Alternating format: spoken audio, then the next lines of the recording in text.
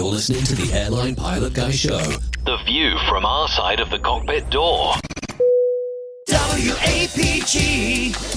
It's the Airline Pilot Guy. Airline Pilot Guy, episode 686. Yeah, he's up in the sky. It's the Airline Pilot Guy. Hello, you're listening to the Airline Pilot Guy Show, the view from our side of the cockpit door, with your host, Captain Jeff, broadcasting live from APG headquarters in Roswell, Georgia. Today's show is recorded the week of November 24th, 2025. Yeah, he's up in the sky. It's the Airline Pilot Guy. Get your light and he's flying by. With the Airline Pilot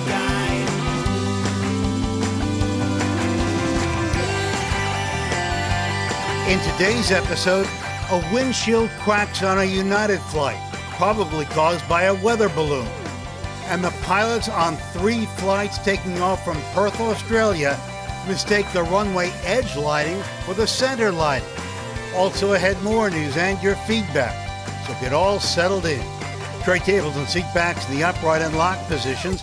Electronic devices powered on. I'm Radio Roger, and Flight 686 is ready for pushback. Thank you, Radio Roger. He is an award-winning TV and radio reporter, currently at the #1 news station, all news station, in New York City. Oh. New York City! Exactly, that's what I said. Welcome to the Airline Pilot Guy Show. It's an aviation podcast covering the latest in aviation news and answering your great feedback. I'm Captain Jeff, a former U.S. Air Force pilot and retired Delta Airlines captain. And joining me from his Garden View studio, in Hartford, Hereford, and Hampshire, retired professional dog shooter, former RAF fighter pilot, unemployed Airbus A330, A340, exceedingly ex-senior captain for Virgin Over-the-Pond Airways. It's Captain Nick. Yeah, nearly got it, Jeff. You could always record that, then you get a decent version. APG 686. You should indeed. Now, sadly, this doesn't look good. 686 was a bit of a bad number for SAS because in 2001, a Scandi Mad Dog, and that's also doubly sad for Captain Jeff in particular, was taking off from Milan, bound for Copenhagen. And it hit a Cessna Citation on takeoff in thick fog. Basically, the Cessna shouldn't have been on the runway, but the reason was due to a number of factors like poor ground markings, a failure by the airport to bring a new ground radar system online. After 2 years, they still hadn't achieved that, and controller errors. But it resulted in the death of 118 people and remains the worst air disaster in Italian history. Yikes. Well, thanks for that, Captain. Another uplifting story. Well, yeah, but it's sad sometimes. That's the only thing that came up for our show number. Oh, dear. Well, I guess the only thing more sad would be actually this episode that we're recording right now on Black Friday. Now this is the sad. Now it's the saddest. Yeah, we're superseding it. Right. Speaking of sad, no, just kidding. It's been a while since I've said this. From his home studio in the air capital, low and slow pilot, A&P mechanic, old airplane enthusiast, and engineer in the aerospace and defense industry. It's the friendly, the loving, the wonderful Nick Camacho. Hey, Captain Jeff. I'm glad I could drop in with you guys for a little bit here. Sorry about my delayed absence. I'll try to avoid that going forward. Yeah, well, no. I mean, I know you're a very, very busy person with work and family, and you have your priorities right and straight. So that's the important thing. But we're always glad that you're able to join us when you can. I'm curious about that intro, Jeff. Is Nick an old aeroplane enthusiast or an old aeroplane enthusiast? Yes. Okay, good. Yes to both. I'm definitely one and becoming the other rapidly. And on this show, we're aging you even more. Yeah, I guess I should say it a little bit differently. Old airplane enthusiast. better. Yeah. I don't know. Maybe we need to rewrite all these intros. I think that might be a good idea. They're the All source right. of great amusement. Yeah. Okay. Well, speaking of intros, from her studio in Toronto, Ontario, Canada, retired financier and aviation enthusiast, spreadsheet master, and our producer, it's the lovely Liz Piper. Here I am. Can't get rid of me. I turn up for every show. We keep trying. I know. Hey, if you weren't here, this would be even more of a mess than it already is. So, you know. Hate to think about it. Yeah. Have a good show, you guys. Thanks, Liz.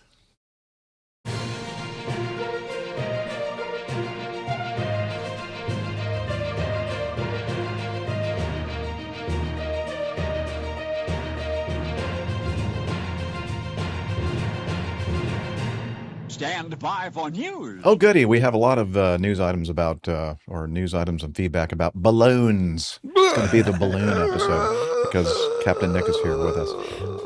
Let's start a lot full of hot air episode, yes. The first item in our news today is a preliminary report on the incident involving a United Boeing 737-8 MAX.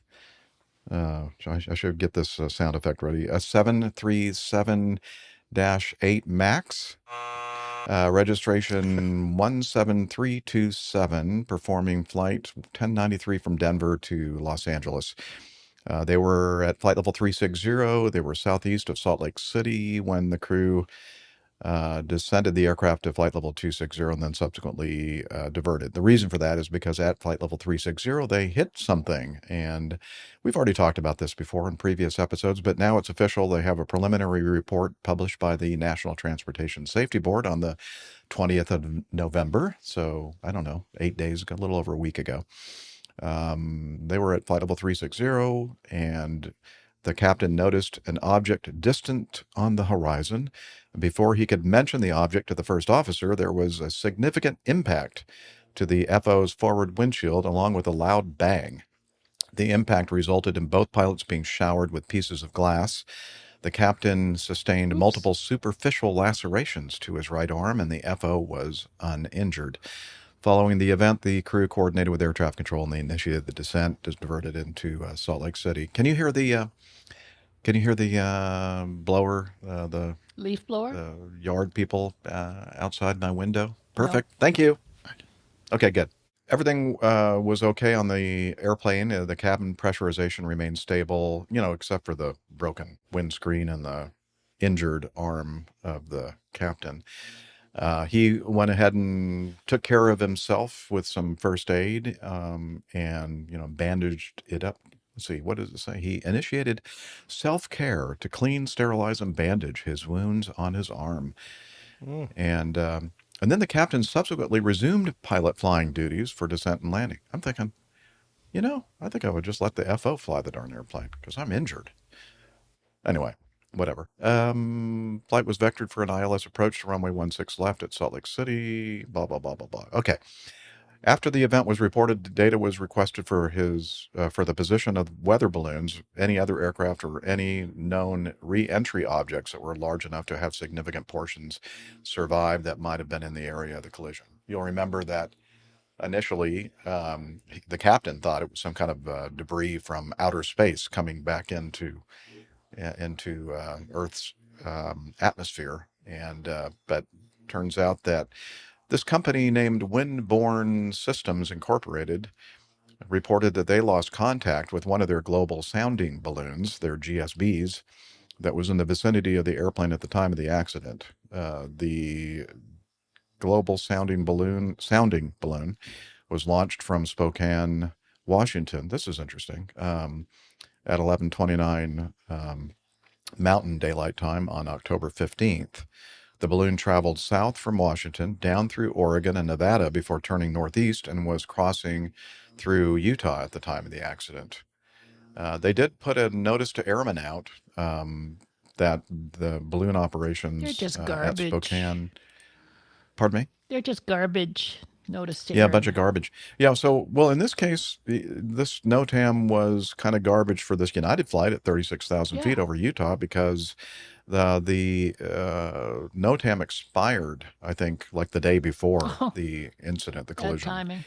timing. So I guess they didn't think it was going to be a problem for anybody. But It was. I think I'm trying to work out what on earth use an OTAM would be, because a balloon can go anywhere the wind blows it, and it can be at multiple altitudes. No one really knows. It's not like they're going to update the NOTAM every time they get an altitude reading from it. So Right. what are you supposed to do as a pilot when you see that? You go, well, there's absolutely nothing I can do to avoid this because I don't know exactly where it's going to be. I can't adjust my flight path. I don't know what height it's going to be.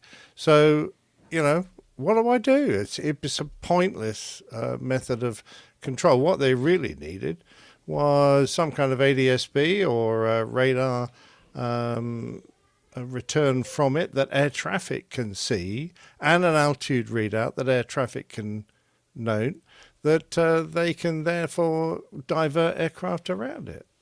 Don't you think? I agree. And so does the former chairman. Oh, That's what NOTAMs are. They're just a bunch of garbage. But fair enough. in this case, I think if I'm reading this correctly, the NOTAM was issued at Spokane, Washington. Yeah. So, like, there's no way that anybody would have known about this. This thing balloon. reads like the NOTAM was for the balloon launch, not for the balloon operation. Yeah, that's the whole. Yeah, that was the whole point of the NOTAM. I think it was like warning people that the balloon is going to be going up in this area. Watch out for it. But yeah, and interestingly, I think Windboard, we talked about this in a previous episode. They said that they're taking a look at their operations and wondering if maybe it's such a great idea to have balloons at this particular altitude, because anywhere in the mid 30s and up to about 40, so anywhere really in the 30,000s. The cruise altitudes, that's where all the jets are, right? So maybe that's not a good idea for a balloon to hang out at 36,000 feet. That's exactly right. And and also I think we need better coordination from air traffic and the balloon people, whoever Yeah. they are. I mean, they're not the only people that fly around in balloons, and some of them are sizable and they go up to quite high altitude. Schools, all sorts of people use, Met balloons just for fun. They attach cameras to them and they launch them off, and every single one, they go, the chances of an airplane hitting it are so remote. Well, in the case of this company, it's one every 4,000 flights. So Right. that's not a very good safety record at all. Turns out that the number one user, or I don't know what the proper terminology is, but of all those little tiny less than 2-pound balloons up in the atmosphere, like the vast majority of them are launched by like hobbyists, not even commercial operations like windborne global sounding balloons or whatever. So yeah, I mean, I like the idea of like having some kind of little I don't know, would that just like completely obliterate the whole was gonna system say, with like, all how these many balloons balloons are with out little there? transponders on them? I don't know. Yeah, But- neither do I. But it's just that if more and more people think it's a good idea, and we get more and more airplanes flying around, we're eventually going to have more and more impacts. And less than 2 pounds. Okay, well, it might be a few ounces or a few grams, or it could be 1.9 pounds. A big chunk of camera or a big chunk of some school's science project that goes walloping into your windshield, and that's no small weight. 1.9 pounds at the closing speed up there of say 450 knots true airspeed. So wow, yes, that's considerable. That could No wonder definitely it, have the potential to nearly came through ruin this your windshield. day. Yeah. Yeah. Yeah, I'd be curious what drives them to fly at 36,000 feet, because it seems like, like Is you it said, the trop? So I wondered if it was like the weather phenomena that they're looking for is there, Because it seems like from a equipment standpoint, going up to like 42,000 feet or 45,000 feet compared to 35,000 feet would not be a significant impact to, say, like radio operation, the way that these things work. So, Yeah, it must be the weather phenomena that they want to record. Must be like at that level or phenomena. Yeah. Anyway, the other thing I thought was interesting here, real quick, is that this thing hit the windshield hard enough to either shatter it or like send pieces into the cockpit, but they were able to maintain pressurization to some level. I was a little surprised at that. I mean, I would have expected that to happen if it hit and maybe put one crack or a couple of little spiderweb cracks through it, but for it to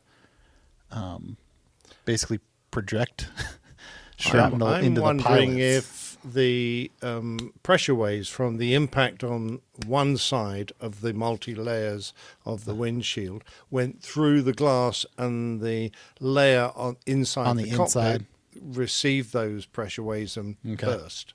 Yeah. So without actually a penetration of the whole thing, because obviously they didn't depressurize. Right. I mean, the pressure delta at 36,000 feet is fairly significant, isn't it? yeah, it's probably, what, 5 something or other, 5 point something, I think, PSID. 6 PSI, yeah. 5 to 6, something like that. I don't remember exactly the numbers. But you know what I do remember? I do remember we have another host that was waiting in the wings, and it's wings. See, it's an aviation podcast. We have AJ, Alpha Juliet. Hello. Hello. Good to see everybody. Good to Hello, see Nick. you. Hello, Nick. Hey there. Yeah. All right. Anything to add to our discussion of this weather balloon collision of the United jet at 36,000 feet? Or do you have Other any than expertise in weather balloons? I was here in the background going, mana. Okay. Well, thank you for adding that. That's always helpful. Yes, Delta P. Thank you, Masha. Oh, wait, hang on. Delta P. It's been a while since we've done that, isn't it? All right. So I think that's enough of that particular balloon story. I think we should continue with this next item. This is a final report of a Virgin Australia 737. Is this one of many at the same airport in... no, this one's from Perth. Yeah, the other one's Melbourne. Okay. Yeah.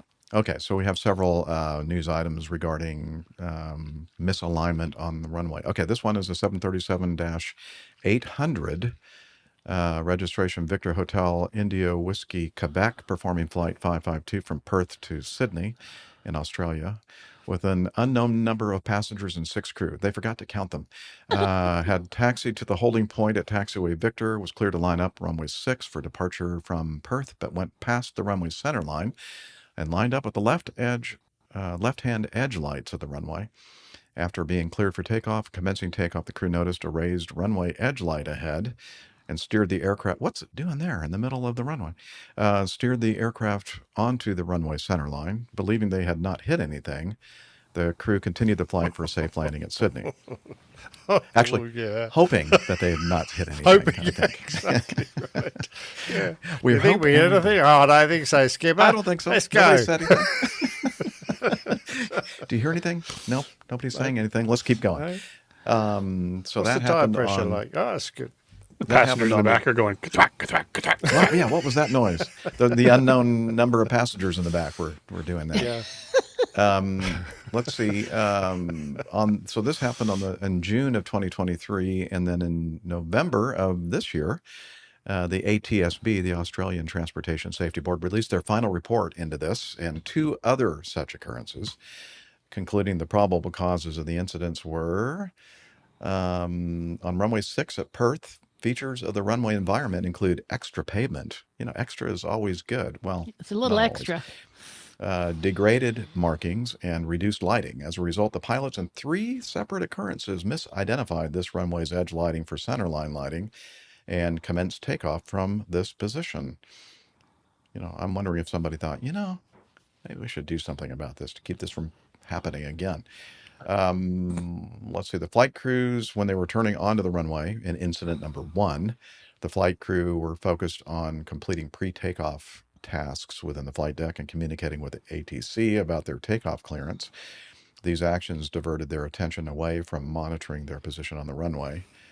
Oh, and I have to correct myself. The other reports, I think, don't involve misalignment on the runway. They involve not noticing that the runway has been shortened for people doing work on the runway. So we'll get to that soon.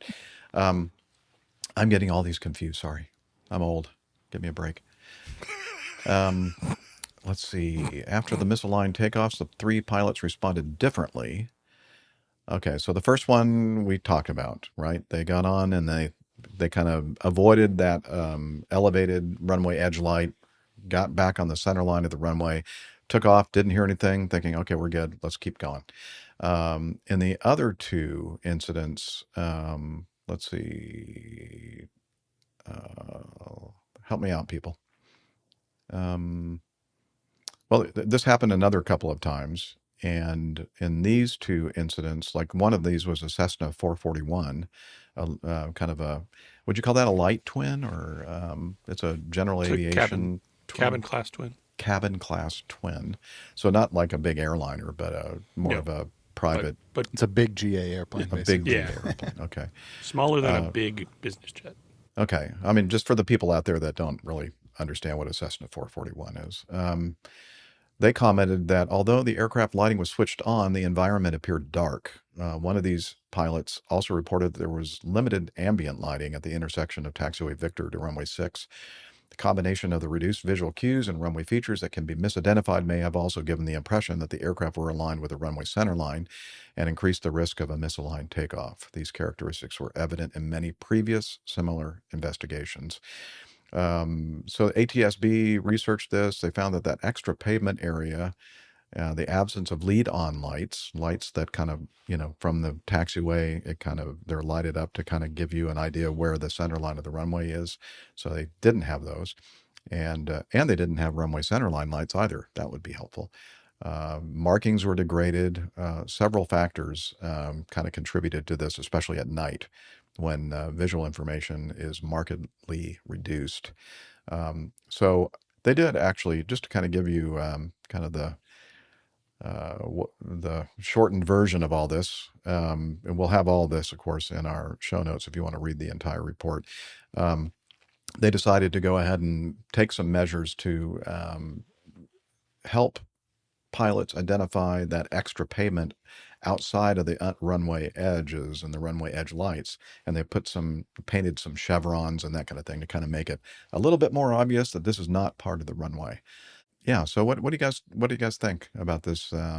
It seems to me, I don't know. It seems to me that it took a while before they finally thought, maybe we should do something about this, because in 2 of these flights there was damage to the airplanes, the propellers of the airplanes, and runway edge light damage, everything else. So, well, after the first 2, they did the cheapest thing they possibly could, which was to amend the aeronautical information publication about the misaligned takeoff risk. So they just put a few more lines into this book that they have about the airport, which is that right below birds in the vicinity? Yeah, that's right. Which pilots, of course, read every time they take off. Not. Yeah, at least they've now actually done something physical on the ground to address it. But whether it's sufficient to stop it happening again, I don't know.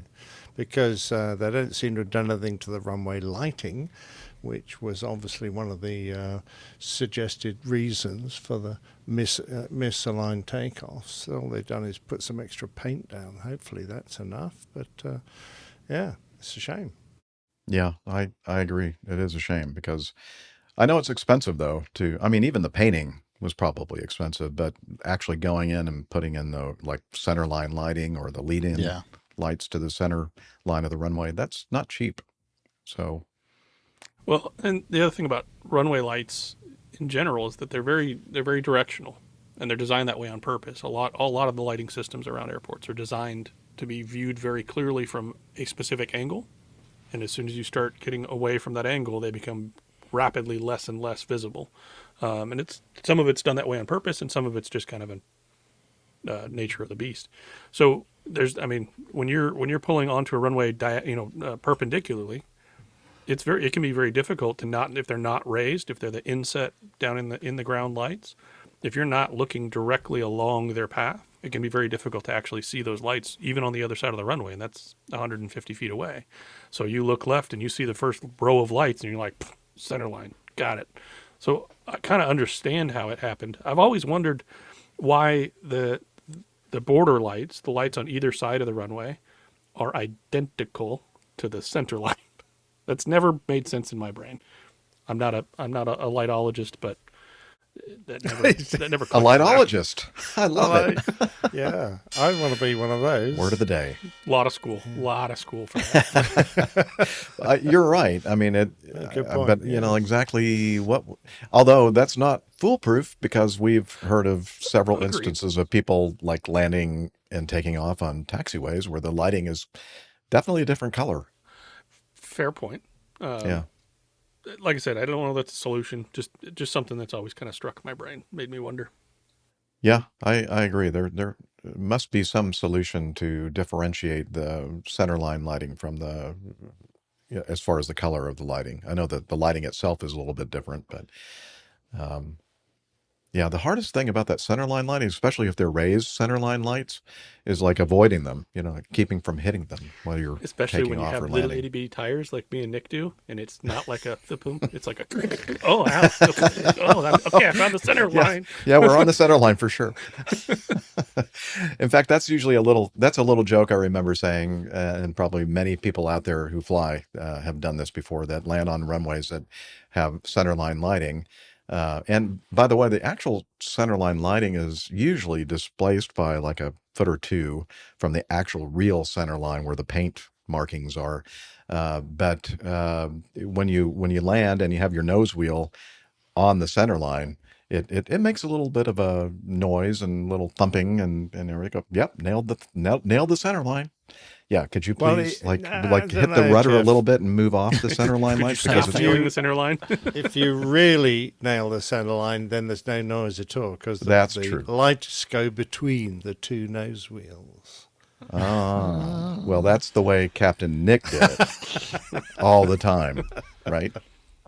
Well, I never heard that noise ever, so it must be true. Oh yeah, Tanya's saying that she's heard this announcement while she's on board an airplane. Is there a lightologist on board? Yes. Please identify yourself to the flight attendant. Bring your light. Yes.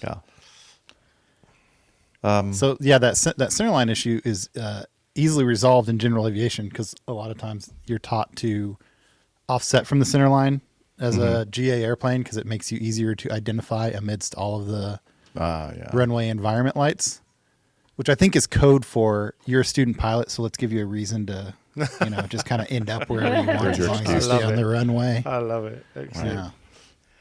Just like when you really plant one down when it's a little bit wet, you go, well, that's, they tell us that they want a nice firm touchdown when there's, moisture on the runway.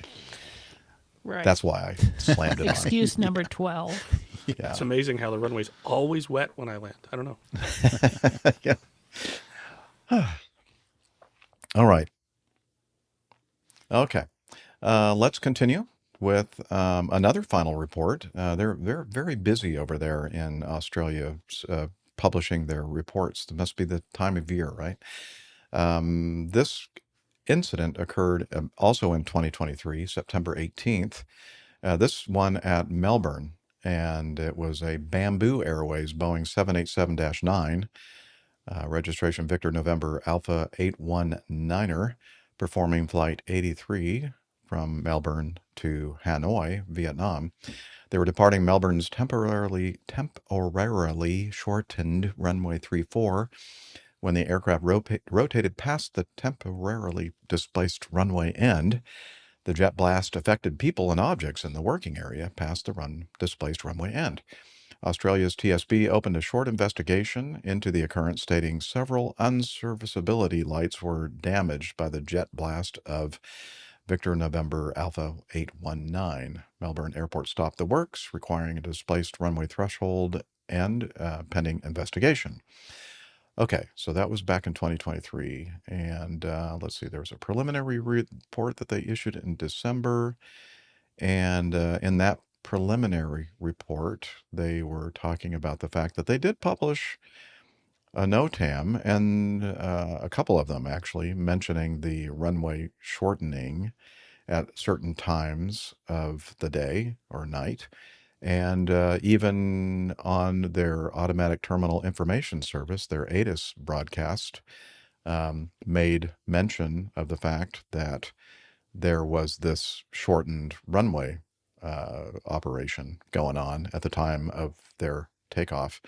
And what was interesting in reading this, and again, it's quite a long report, and we're going to have this in the show notes for you to read, but it's to me, it was very, I wouldn't say entertaining, but it was interesting that in normal we talk about NOTAMs all the time and how they're just like so many of them out there, and it's really hard to understand which ones are really, really important, like the one that says that your runway is going to be considerably shortened for your takeoff, and the fact that if you really want some information, like important information like that, you should put it in the ATIS broadcast, which they did. I have to mention here and stress, but sometimes air crews, and in this report they talk about the fact that like for instance this paragraph, during post-occurrence interviews, the pilot flying and pilot in command recalled that they recognized the ATIS version changed from Oscar to Papa at this time, but they had not accessed the information. They indicated that their expectations around this ATIS change were normally to do with QNH or wind, the pressure, the altimeter setting, and winds, and that any important change in the information would have been directly communicated by ATC rather than the ATIS information. And a couple of these instances, I don't know if you guys had a chance to read these, the tower controllers basically said, confirm that you have information, new ATIS information, Papa. And they both went, oh yeah, we got it. And if they did listen to it, yeah, we got the numbers. What they looked for is, as what they just, this post-occurrence interview said, that we looked for the thing that is most pertinent to us for our takeoff performance. And we're thinking that if you have part of your runway closed and people are out there working at the end of it, that you're going to tell us that. But instead, in all these instances, the controllers just basically said, confirm you have information. Like, it's like they're trying to get them to understand that there's a potential safety risk happening right now. But instead of actually saying it, like, oh, just want you to be sure that you got the information about the runway closure or the shortened runway. It's in the latest ATIS information if you need the actual numbers for your performance data. The other thing that was interesting to me was that the dispatchers in different airlines, in different instances, they didn't bother checking to see if there was any problem with performance regarding the runway closure, nor did they convey that information directly to the pilot crews. And I'm thinking, come on, this is like secret squirrel stuff. Like, we're not going to tell you that there is something that could potentially ruin your day and cause great carnage and injury and perhaps death. So another ATC portion of that is that in the U.S. especially, and I believe in Australia as well, that when they give you clearance for takeoff on a runway that's been modified or changed, they give you a clearance for runway 34 shortened.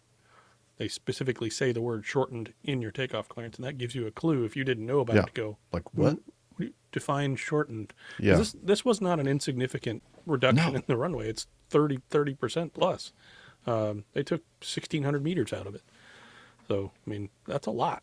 I think in one of these instances, like over the area where they were crossing, the men and women working on the runway was only like 5 to 10 feet or something. I mean, very, very, very little clearance. That could have been a disaster had it been. Yeah, I guess that's the craziest part to me is they had people actively working on that runway section. I would have thought that they would try to limit it to, after hours or close the runway at night and do the work when it's not an active runway. True. Even if you have the knowledge that the runway has been shortened that much, it is kind of odd to me that they wouldn't close the runway, the entire runway, to work Right. in that area. Yeah. So there were 2 events, weren't there? Mhm. There was- yeah. So after the first time this happened, I can't believe they didn't beef up the announcements or the information level so that this couldn't happen again. But obviously it did. So I'm going, he didn't do a very good job of correcting any doubt about the fact that this runway has work in progress ongoing well enough for the second aircraft to avoid the same issue. So, it's a bit like these 3 aircraft lining up on the side of the runway. It should only happen once, and you then, oh, for heaven's sake, we need to fix this so it can't happen again. But when it happens twice, or in the case of the Perth airport 3 times, you go, well, what's the matter with you guys? Right. Yeah, I found the paragraph regarding the flight dispatchers for both flights had accounted for the reduced runway length in their takeoff performance calculations, but did not highlight this information to the flight crews. Additionally, in the case of, I think the 737, the dispatcher included a misleading crew briefing note that indicated there were no significant NOTAMs for the departure. Huh? Ouch. Yeah. Yeah. Having said that, it all comes down to basically the flight crew know they're supposed to go with current information. They know they're supposed to read their NOTAMs. So they don't really have a leg to stand on. But there are lots of mitigating factors in this. I think just the expectation that if something, this is serious, as Camacho mentioned, or AJ mentioned, I forgot who now, that's like a third of the runway that they're closing, and closer to half. Yeah, and it's, to me, it's clear that the air traffic controllers knew that this was significant, and that's why they kept saying, "Confirm you have the latest information, Papa." Like, that tells you that there's really something dangerous going on, and you should take into account for your performance data. And in both of these instances, they, based on what they thought they had for runway available, they chose reduced power, which is a standard operating procedure. If you can do the reduced power with an adequate safety margin, that's what you do. Had they known that part of the runway was closed, obviously they would have selected the higher power settings. And yeah, it's just kind of beyond me that so many people had information, but they didn't communicate the information, and expecting, it's almost like, let's see if they actually listen to the ATIS. Let's see what happens here. I don't know. Probably not. But you know what I mean? It's like, I don't get this. Yeah. I think the next item, Liz, is the Malaysia, and that's part of one of the ones they were just talked about. They're in together, that like report. they really are the same thing. Okay. It's the same. Just wanted to make sure. So yeah, one was a Malaysia flight and one was a Bamboo flight, and at Melbourne. So yeah. Well, hopefully they have amended their procedures to make sure that they emphasize that. Well, I remember when at New York, and I don't often praise New York controllers very much, but they had exactly this situation. I think on the 22s, they had them shortened because of work in progress. Ballet 22s? Yes. No? Okay. Yeah, ballet dance is very good. Yes, but they mentioned it almost ad nauseum to make sure that everyone knew that there was a shortened runway. They might even have given the distances, but so you were left in absolute no doubt that there was going to be there was a shortened runway. So which was great, just like AJ said, that they are required to mention it, and they did, which was good. They mentioned it several times. Pretty that practice should be adopted by the controlling agencies in Australia.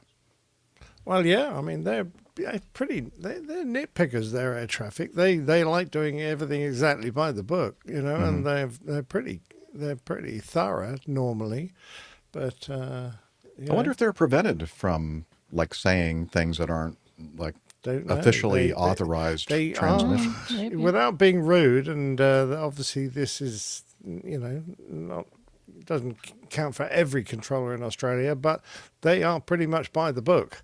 They're unlikely to say something, in my experience, that's outside their normal phraseology. Maybe that's why, okay, we can tell them, are you sure you looked at the latest information? Because I want to say something, but I'm not We're allowed just giving to. you a hint. Yeah, we're come on, do it. Yeah. And then they're crossing their fingers after they've given their takeoff clearance, to see if they're going to make it okay, weird. Okay, enough of that. Let's continue on with another final report. This one, though, in a different area of the world. Canada. This one is up in Canadian land. This final report, this accident, or not accident, but this near collision with terrain occurred also in 2023, October 26th, by Air Creebec. Creebec, yes. I guess that's kind of like a play on Quebec. Yes, and it's owned by the Cree Nation. Okay, the Cree is a First Nation in the Northern Territories, right, of Canada? Yep. They're a regional airline based in Val-d'Or? Val-d'Or, the Valley of Gold. Ooh, Valley of Gold, Quebec. Operates scheduled and charter services to 16 destinations in Quebec and Ontario. Its main base is Val-d'Or Airport with a hub at Timmins Victor M. Power Airport. Okay, so that's what the airline is, Air Creebec. And as part of its operations, they also operate medical charter services, blah, blah, blah, blah, blah. Okay, so this happened, as I said, in 2023, October. And they were flying from Chisasibi, Quebec to Val-d'Or, with 28 passengers, 3 crew, were descending from flight level 200 towards Val-d'Or when the crew were instructed to enter a hold at IKDOB, India Kilo. Oh, now I'm Delta. IKDOB waypoint due to a medevac flight with priority landing ahead of them. Okay. So it wasn't them. They weren't the medevac. So they were giving way and holding at this waypoint to give way to a medevac flight with priority landing ahead of them. So they entered the hold.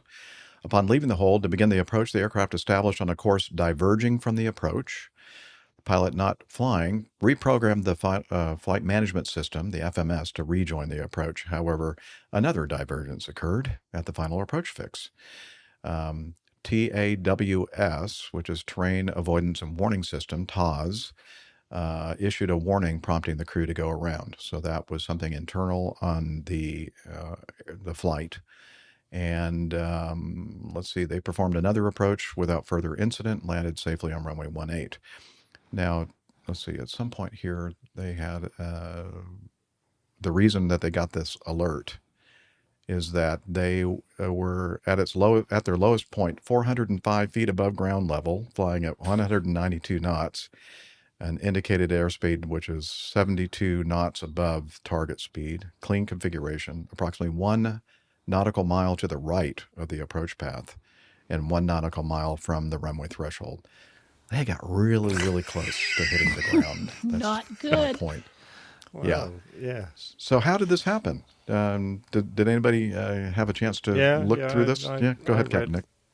Well, when they put the hold in, it appeared that they didn't join up. Now, I'm not familiar with the flight management computer there on this aircraft, but on an Airbus, it would be if you put a hold in there and then you found that there was a discontinuity in the sequence of waypoints between your hold and the final approach path, you would do something to fix that.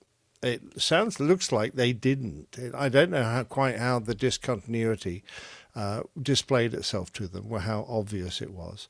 But they went around their hold quite happily, and when they got to the exit and they went over the hold waypoint, IKBOB, or is it DOB? IKDOB. There was the computer went, well, there's a discontinuity here. I can't turn onto the final path because that's not the next waypoint. There's a gap in my programming. So it did what it does in an Airbus. It just goes straight ahead. It just carries on going on its last heading. And that's how they first got themselves in trouble. What happened when they tried to do it again at the final fix, VIX? Why it did it again there, I'm not absolutely certain, but we would call that a bit of a cock up in the programming of your flight management and guidance computer. And what you need to do is to make sure there aren't discontinuities in that, so that everything is a continuous navigation line from the hold right down to the landing point, and then it will navigate. The other thing they don't seem to do, and you're a great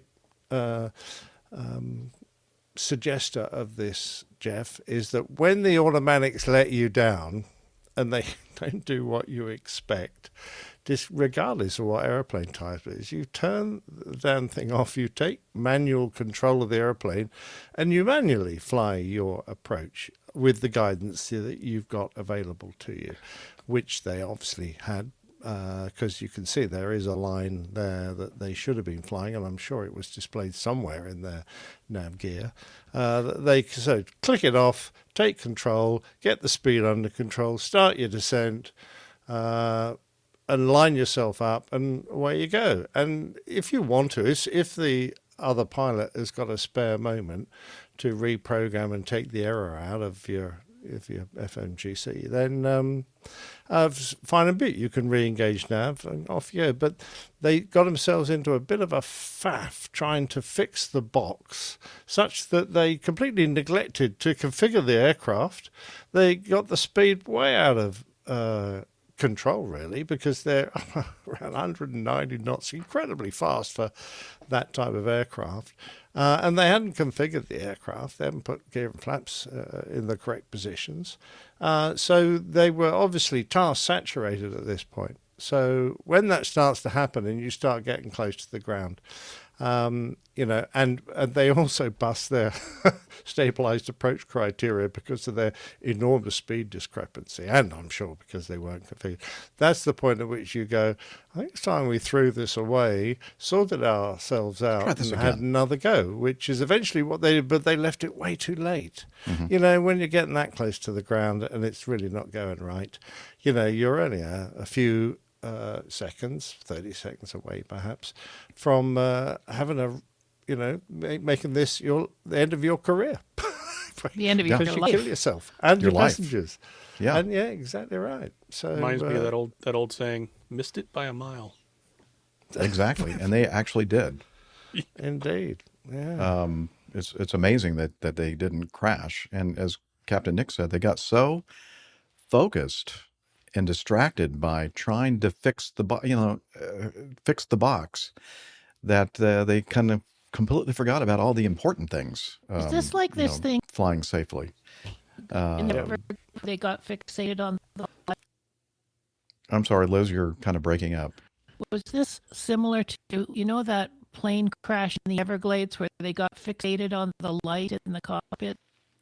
Yeah, that Liz was talking about the incident the accident that occurred on an L-1011, an Eastern L-1011, I believe, in the Everglades, and they got so fixated on the fact that one of the landing gear safe indications was not lighting, and it was just a bulb that was out, that they completely forgot to mind the store, as they say, and the airplane just slowly descended. It's in the middle of the night. They're out over the Everglades, the swamp in South Florida, and there are no visual cues to show that you're about to fly right into the ground, into the swamp, and that's what they did. So it's easy to get focused on something that isn't as important as like all the important things like staying alive, right? Yep. Initial come and up with recurrent a- training on the flight management system did not enable the flight crew to recognize the particular subtleties of the system programming, causing a discrepancy between the flight crew's expectations and the aircraft's behavior and causing difficulties with in-flight programming, all leading to a delay in completing critical flight actions. In other words, again, what we just said, they got so like, how do we fix this box? Like, fix this thing. Instead of just saying, let's turn all this stuff off and get our heads out of our arses and let's fly the darn airplane, or let's just get away from the ground right away and try this whole thing again. But, the thing that was the setup was the fact that that holding pattern that they were told to hold, that fix, also was on the approach itself. And so that's where the whole thing got confused, because they thought, oh, that's that holding point right there. Hold at this. As soon as they instructed the box and the autoflight system to start the holding pattern at that fix, it went, okay, well, the rest of that approach now doesn't really apply. And anyway, there's a lot more detail in the report, which we'll have in the show notes, that including the displays that they would have seen, and what Captain Nick was alluding to, the fact that, in the primary flight display and the course guidance and everything else was there. They could see that. So they had what they needed to fly the airplane on the approach. But they just wanted to have the autoflight system do it. The whole, it just got into I think we could come up with like an APG mnemonic for this. Like, fly the airplane first, program the system, and then if you need to, like, talk to somebody, right? So fly, I think fly, program, sounds talk, way that too sounds- simplistic. No one will ever remember that. Somebody write that down. I think we can make some money on that. I'll keep workshopping it. I maybe come up with some better words. I noticed a short thing under the findings as to risk. It said, if cockpit voice recorder data are not kept after an incident or accident, it may not be possible to identify and communicate safety deficiency and learn possible lessons. So I'm guessing they didn't pull the circuit breaker on the voice recorder after this. That never happens. Shocked by this. Well, I'm just saying, come on, guys. We're all big boys. It's pretty obvious you effed up. You're just compounding your errors now by trying to conceal it by not preserving the voice recorder data. Hey, nobody's going to know. Don't worry about it. This last news item is about this is sad, a 737 that was forgotten. It was a 737-200, like one of the originals. I mean, it's an old one. In a remote corner of Kolkata Airport in India, a Boeing 737 belonging to Air India sat decaying. The Star Alliance carrier, which was privatized 3 years ago with the sale to Tata Sons and Singapore Airlines, this week took steps to sell the airplane, which has been grounded for over a decade. According to multiple media outlets, the Boeing 737-200 cargo-configured aircraft was forgotten about. The new owners of Air India were only recently notified of their ownership of the abandoned aircraft, which prompted the airline to trace the plane's origins and history. And since this revelation, the aircraft has been sold. And then the story goes on to talk about kind of the sequence of events here. The airplane was decommissioned back in 2012. And I think, when they converted from passenger to cargo, and then at some point, I think it was like a restaurant or something, if I remember reading correctly. Where does it say that? According to Air Fleets, it also took on an alter ego as a restaurant, where it notes it was preserved since July 2019 as a restaurant. Oh, okay. Anyway, that's not something that you see every day. That. Wonder what the parking fees are. Yeah, really. That they've accumulated on this airplane. You would think that they're, like, I don't know who's. We don't own that. Yeah, I don't know. It's not our problem. She's not too pretty. She's not too pretty. No, it's in pretty bad shape. Yeah. Pretty bad shape. But anyway, that was. She's been found now odd. and sold.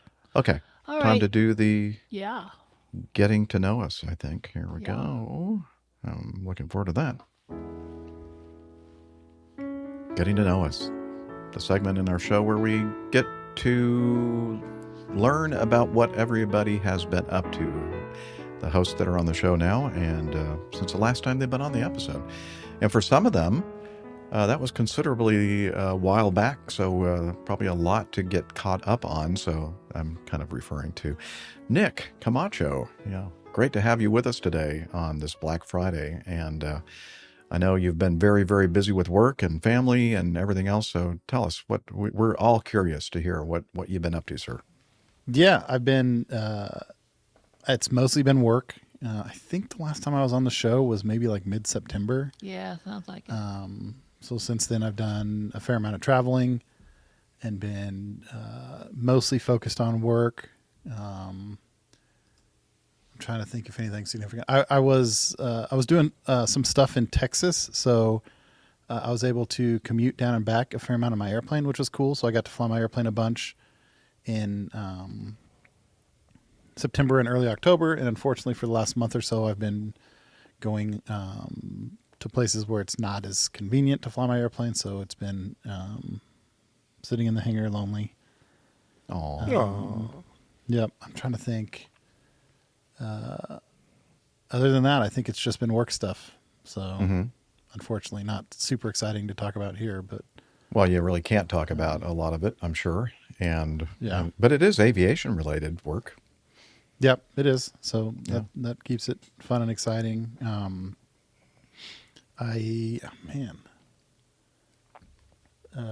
Let's see. We did just have Thanksgiving. I had some family come up from Texas for Thanksgiving. It was actually pretty exciting or pretty fun. My son just started playing the trombone, so he is at the point where they start band in school.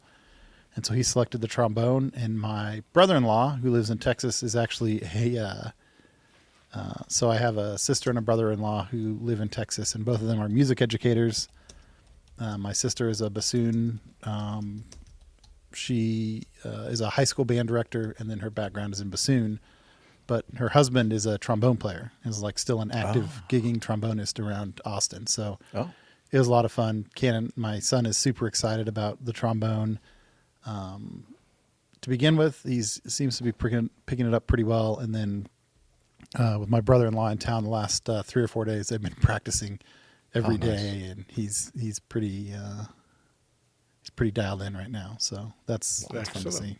That's great. Yep, that's great. So how do you feel about him practicing the trombone at home? Is it very soothing? Peaceful background music. Yeah, it's actually not that bad. He goes in his room and closes the door, so it actually hasn't been as impactful as I thought it would be. Yeah. And I mean, he's still like a 11 or 12-year-old just learning to play the instrument, so it's not great, but it's not as grating as I initially kind of thought it would be. So yeah, I mean, it could be I feel like he like moved a drummer through that phase. Yeah. I just remember, I was a saxophone player. I remember some of the sounds that came out of saxophones and clarinets and that sort of thing when I was first starting, and it was just, horrendously painful. So yeah, he's doing pretty good. And I actually got so I played saxophone in school, and so I got it out and played with him a little bit here a few days ago too. So that's cool.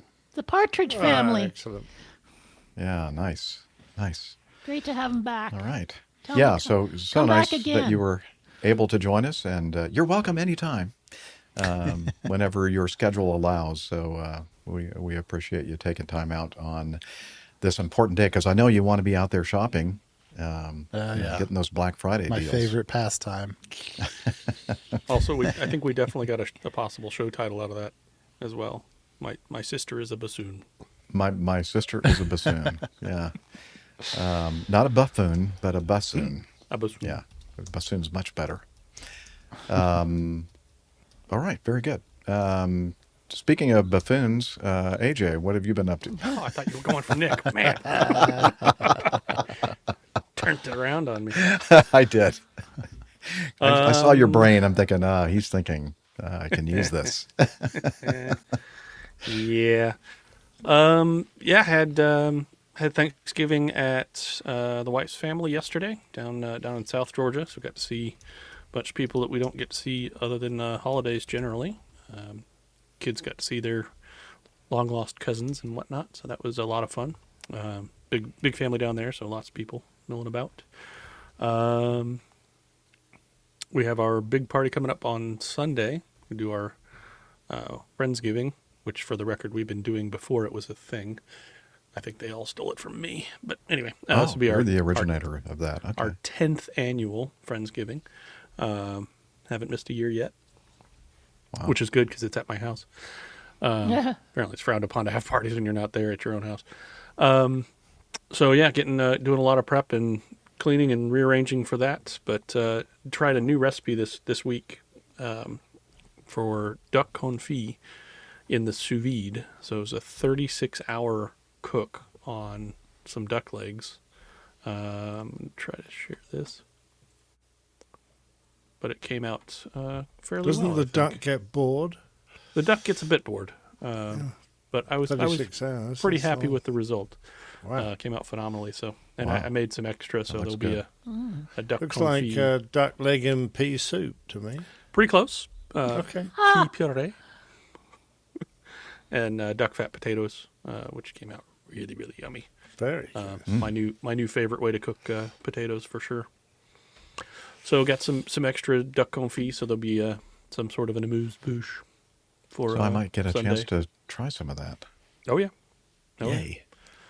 So that should be yummy. But yeah, other than that, just did get to do a little bit of flying. The lease back 206 to the club finally got finished with its first chunk of avionics audio panel upgrade. So it has a functioning audio panel that's from this decade, much less this century. So that was a really nice upgrade. All 6 seats have intercom jacks now instead of just the front 4 and the people in the back kind of wondering what's happening. Okay. Do you make PAs every now and again there? Yeah, you can. It's more of just, hey, we're going to land. Well, that's you just addressed the public. You may not have used electronics, but well, wait, in a PA in an airplane, wouldn't it be the passenger address system? I guess it would be.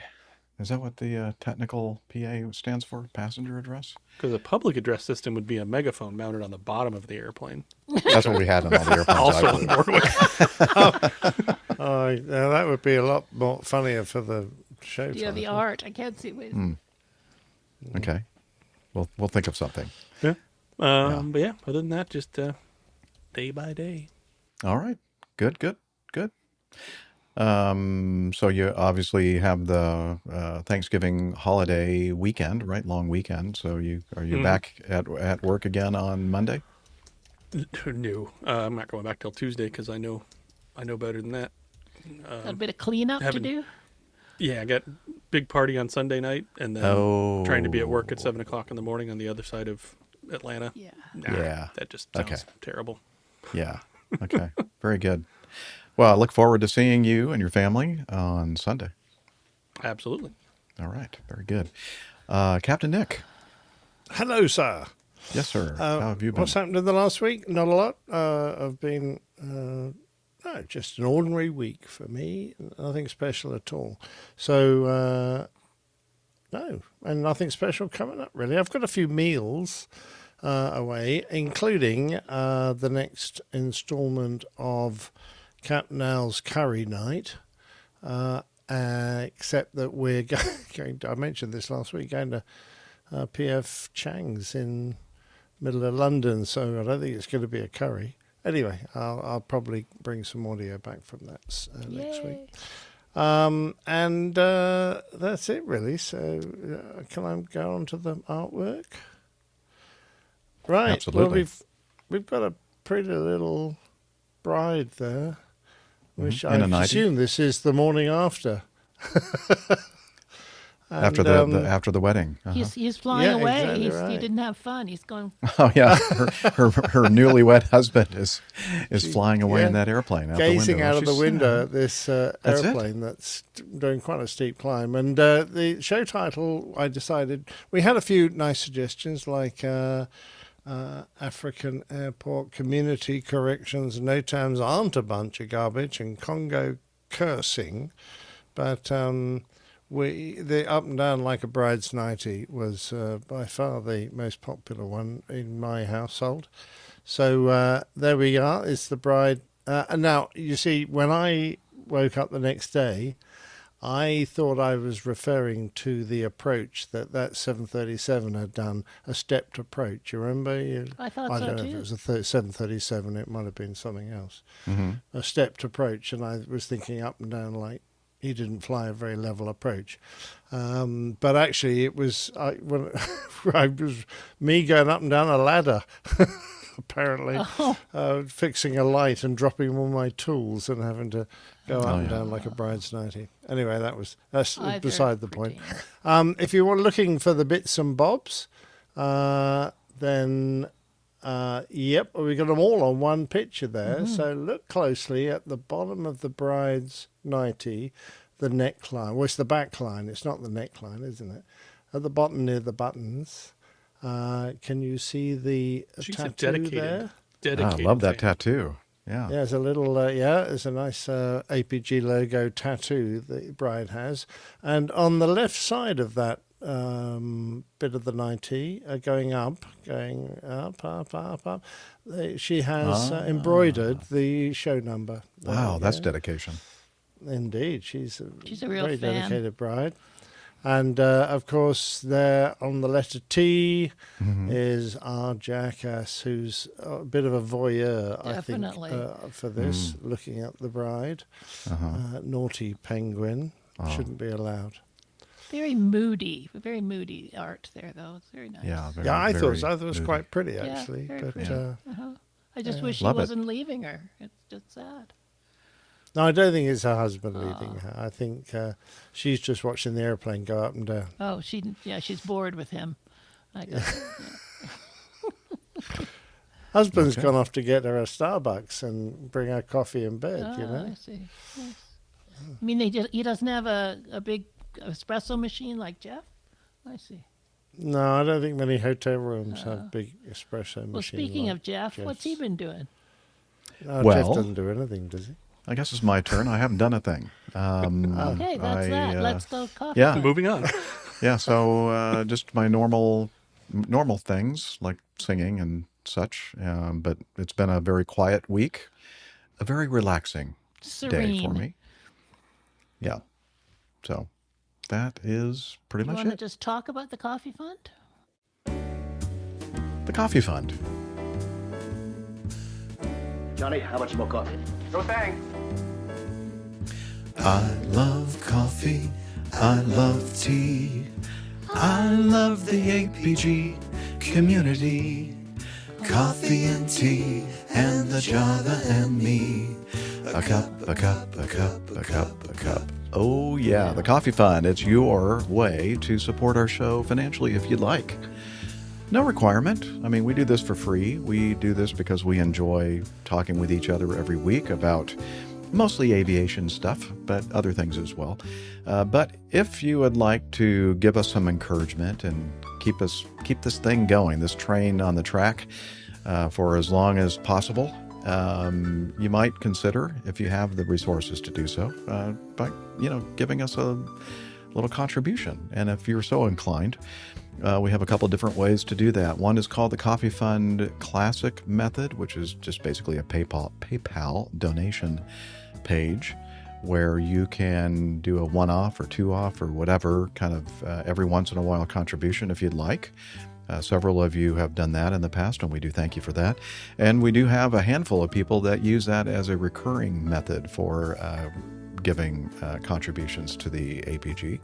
So we thank all of you for your continuing contributions using the Coffee Fund Classic method. The more common way to make a recurring contribution is to become a patron of the show via Patreon. All that information you can find on our website, airlinepilotguide.com/coffee. We hope you consider joining the coffee bar club. You'll be glad you did. And we will too. Yeah.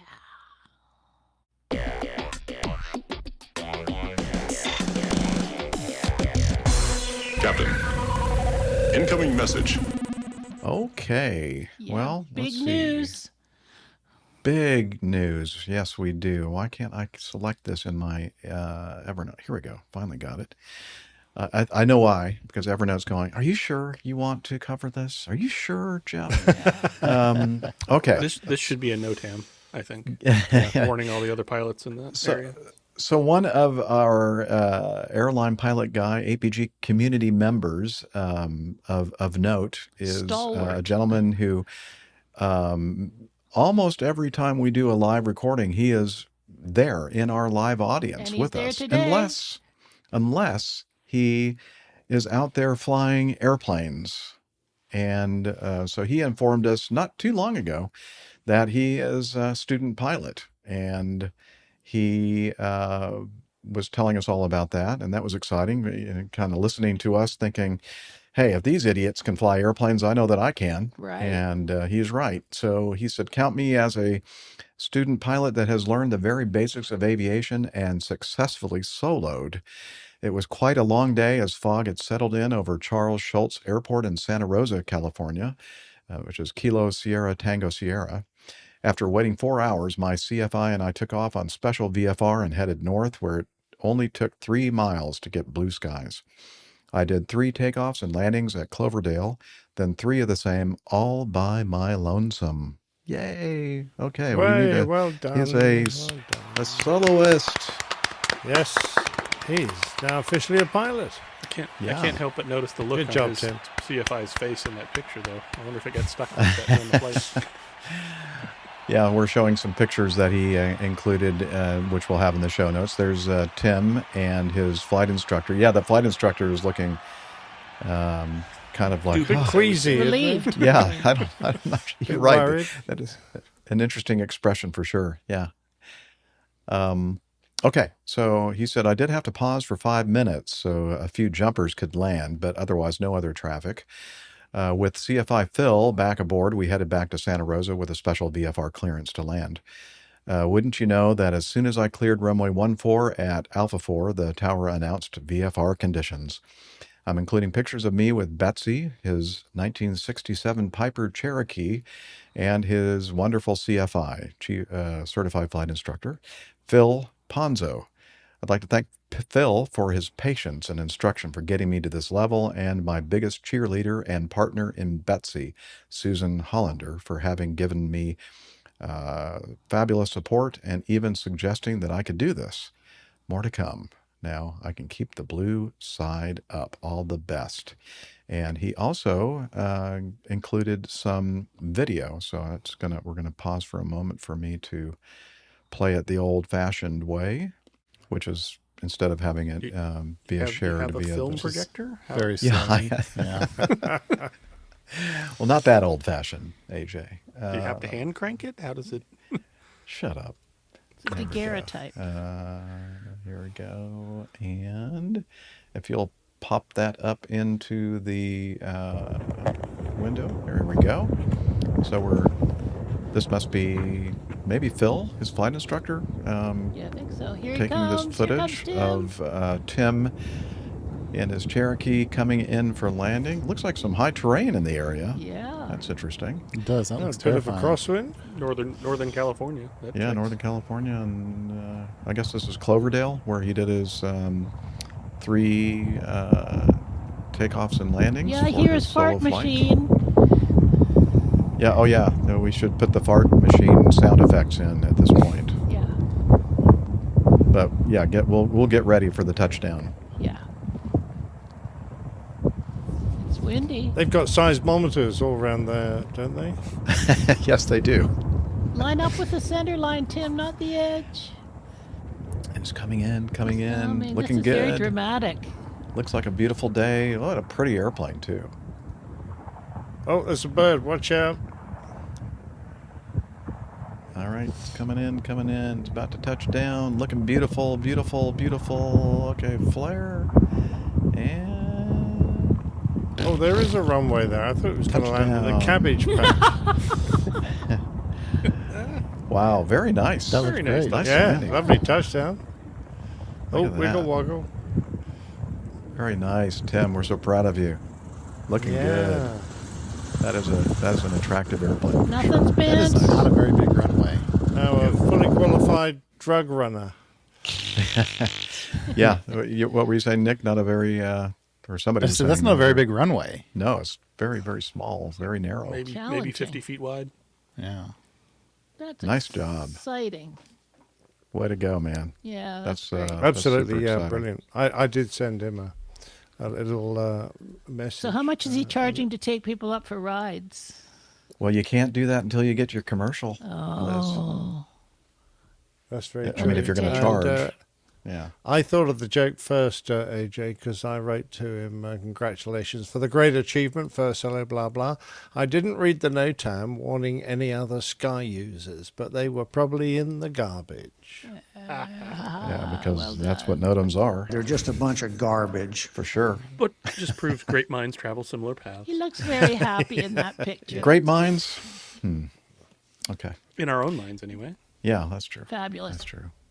Okay.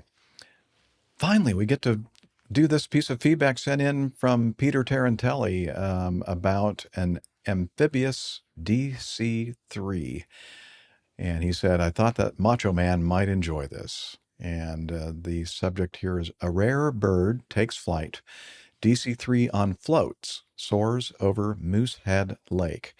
The anticipation in the air was palpable as a crowd gathered at Greenville Municipal Airport in Greenville, Maine, on September 5th, 2025, to watch the world's only DC-3 on floats take to the skies over Moosehead Lake. Once a popular attraction at Greenville's International Seaplane Fly-In, it's now a rare sight to see the old bird in the air. Eric Zipkin of Connecticut skillfully piloted the giant warbird over its old stomping grounds during Greenville's 51st International Seaplane Fly-In and said with a smile after a technical but successful landing, "We're good." All right, so let's play this little piece of video here.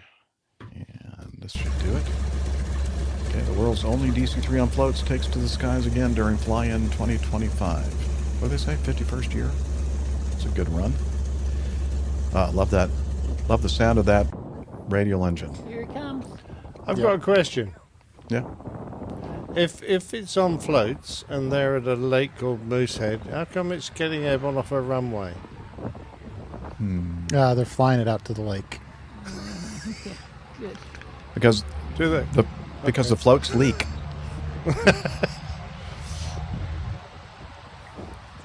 The only thing I can think of right now is how high you sit off the ground in a normal DC-3. Oh, that's true. And this pilot's like 747. twice as high. Yeah, I know. It's like way up there. Do you think they can carry many passengers with all that weight? Extra weight? I don't know. That's a good question. Also, I noticed the initial climb rate here is Not great. a bit anemic.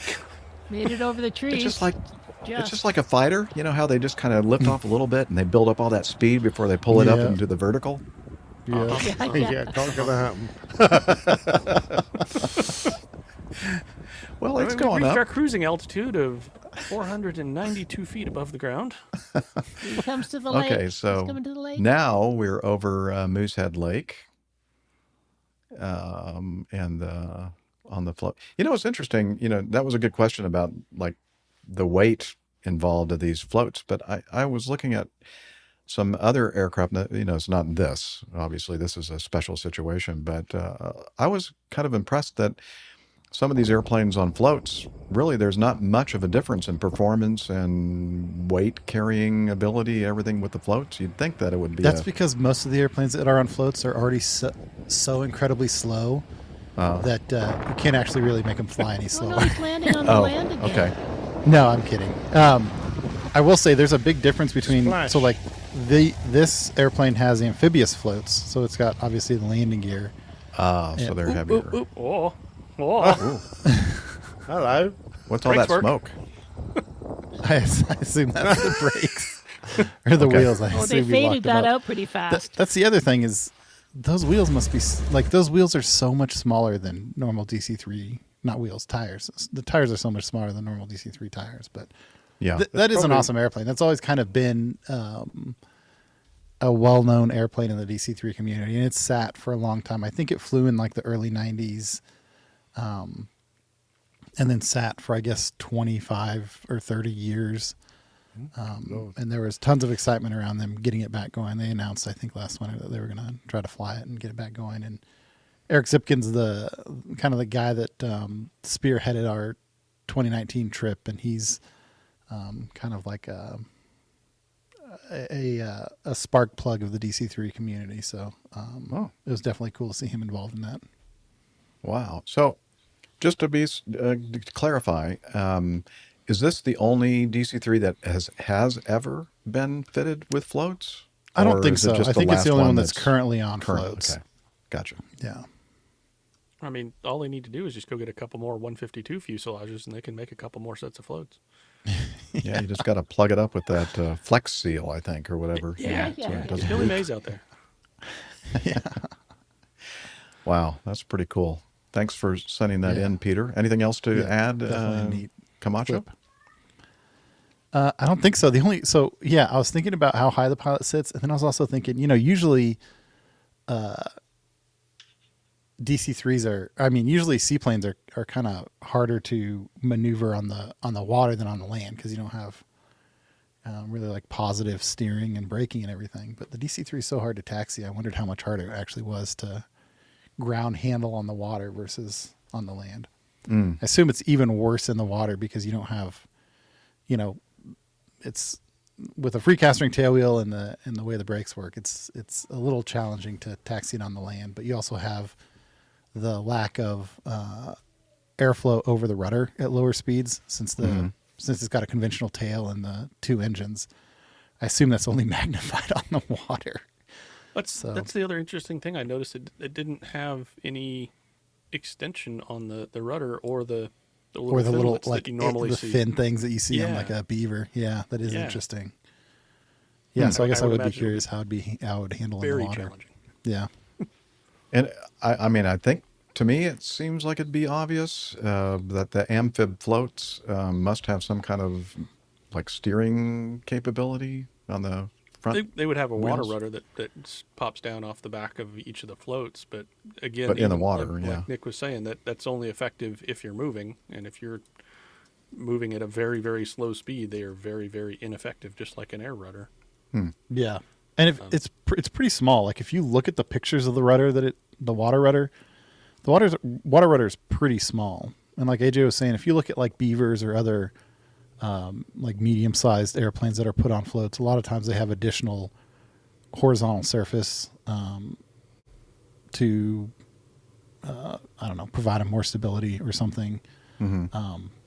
But also, and it may just be an optical illusion because these floats are so gigantic. But the water rudders on these floats look kind of undersized compared to like something you might see on a Husky with amphibs. That was just the rudder they had in the parts bin.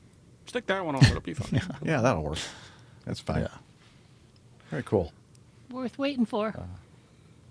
Definitely worth waiting for. Glad we can Yep. finally check That that is off very the neat. list of feedback to cover. Speaking of feedback to cover, let's move on to this next one from Roberta, Westwood in Victoria, right? Correct. I believe. Yep.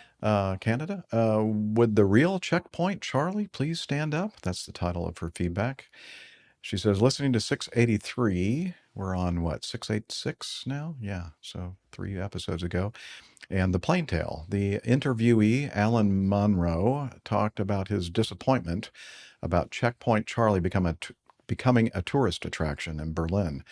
She said, I agree, but if any listeners are going to Berlin, there is also a very good Allied museum, and that's where the real Checkpoint Charlie booth is located. It's an excellent museum.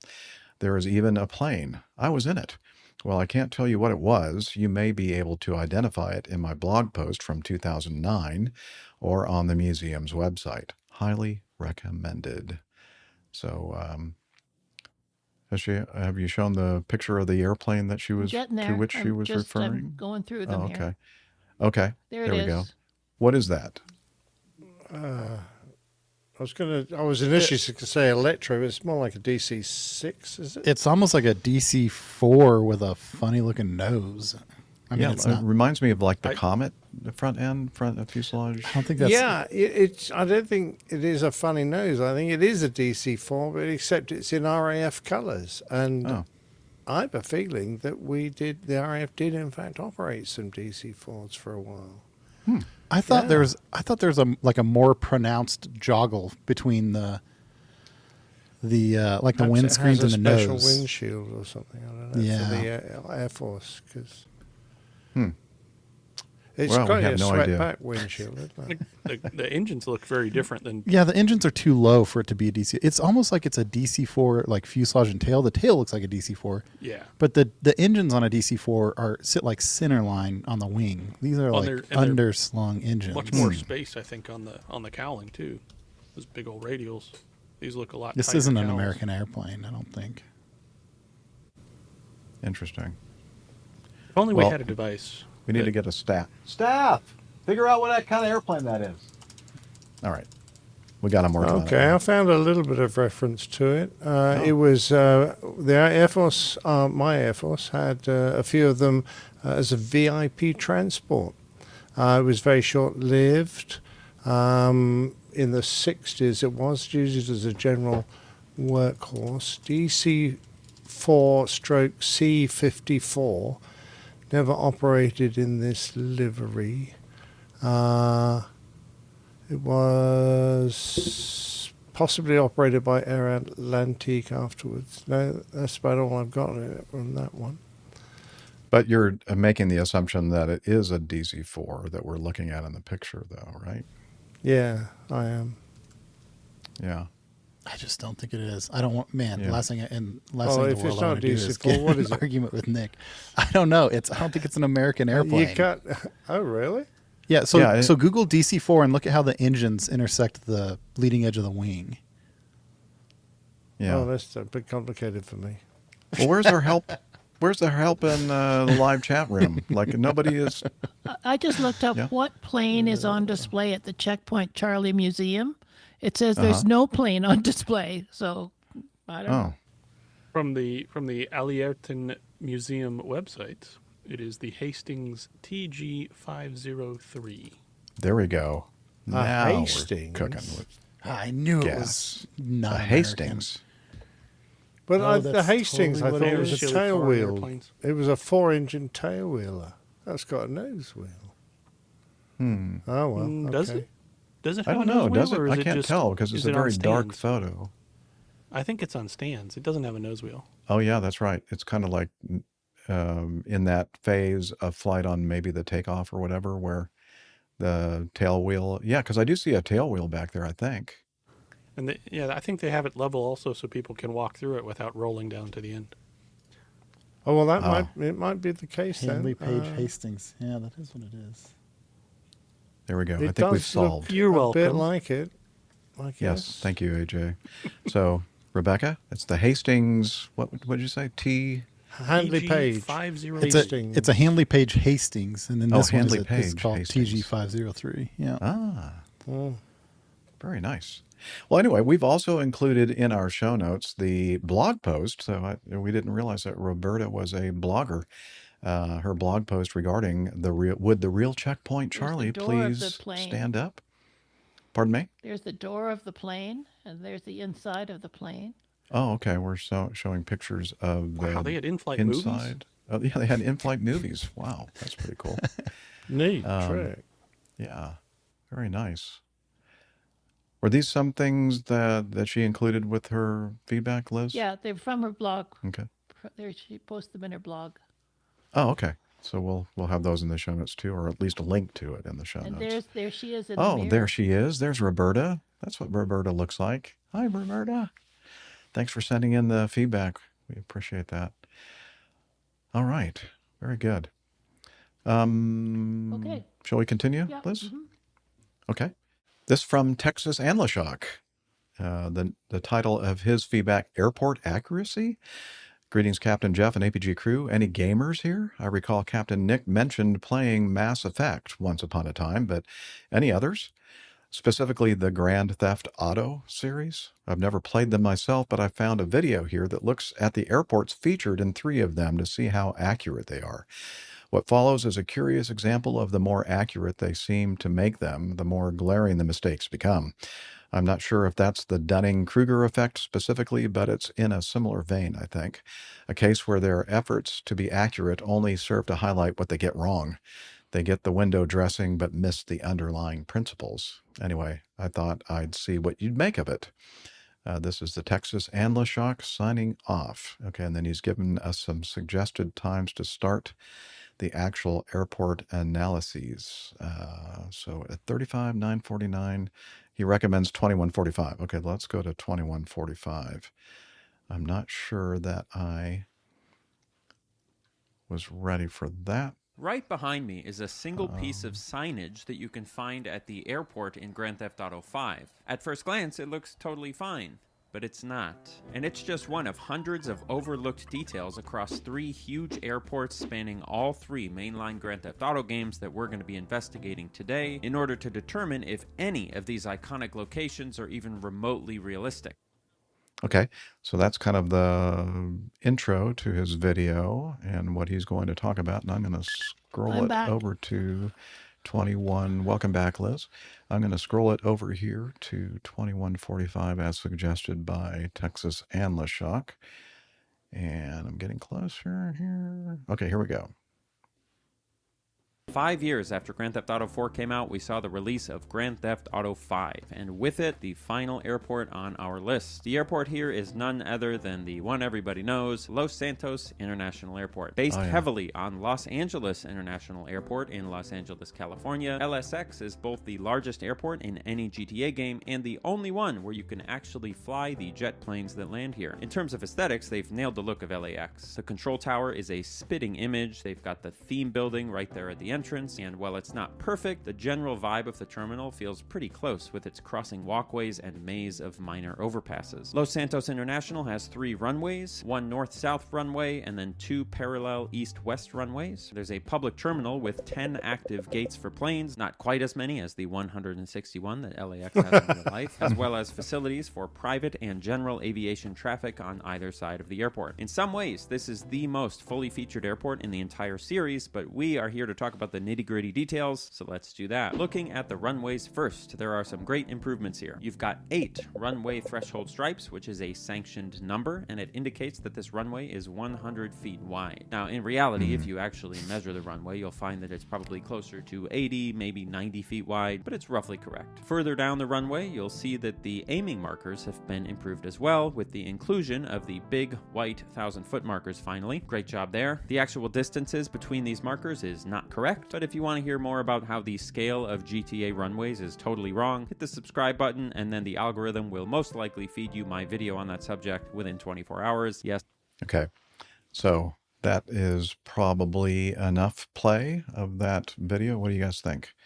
Enough for us to kind of have some considering commentary? it's only I guess a relatively minor portion of the game. I find it incredible they've gone to the trouble they have. Masha's got a great comment. Masha says, I think they misunderstood the run in Runway. Yeah, I think there was a, for those of you not seeing or having taken the time to watch this video, in a little segment of this clip that we just played, there's a human running down the runway. That's what Steph does, doesn't she? I think she has done. That's what Steph Doesn't does, she go on airport, Charlotte. airport runs? Yeah, down the runway. Yes, That's what it's for, isn't it? I believe so. Okay. Let's see. I think I'm experiencing some stuttering. Well, while Jeff's doing that, I used to be a big fan of computer games. In fact, Battlefield was my favorite, and I used to be in a gamers group with a bunch of Americans called the Old Farts. And we used to take on other teams, and we're in a league and all that kind of stuff. So that was great fun. And in fact, I think we went on from Battlefield to Battlefield, whatever, or then Battlefield, a futuristic version, and I can't remember what they all were now. But that was good. I wasn't much of a Call of Duty player because I just kept getting shot. And I did play my boys' Grand Theft Auto a few times. And I really enjoyed the gratuitous, that's the word I'm looking for, stealing of things and murder. I thought that was very great fun.